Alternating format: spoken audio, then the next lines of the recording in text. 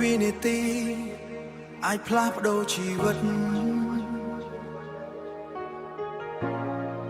Listen មួយវិនាទីអាចធ្វើឲ្យខ្ញុំដួលឬក៏ឈរឡើងវិញដល់ចិត្តមិនខូចពេលវេលាតិចតួចតែមានន័យធំ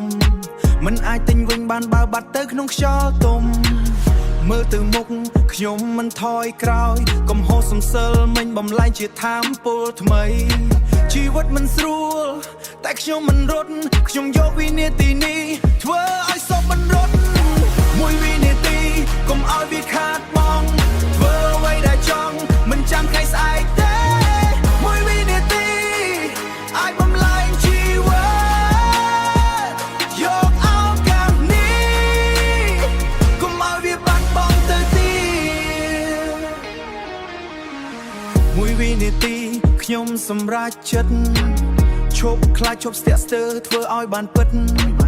ពេលនោះសើចខ្ញុំក៏នៅតែដើរព្រោះខ្ញុំដឹងច្បាស់ថាខ្ញុំមិនមែននោះធម្មតា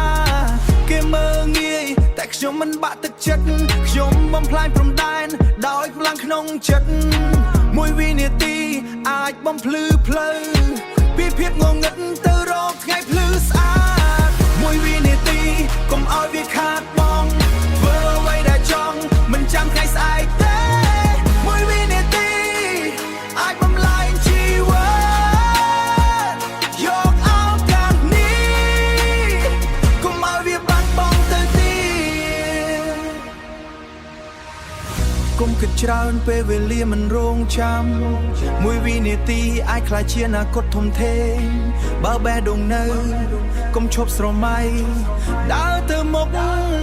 ទោះបីផ្លូវពិបាកក្តី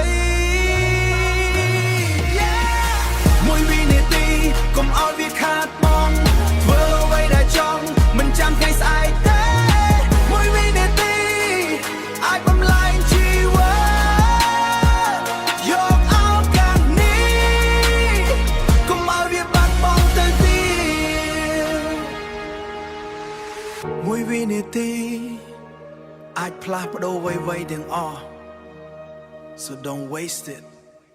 Make it count, time crave photos.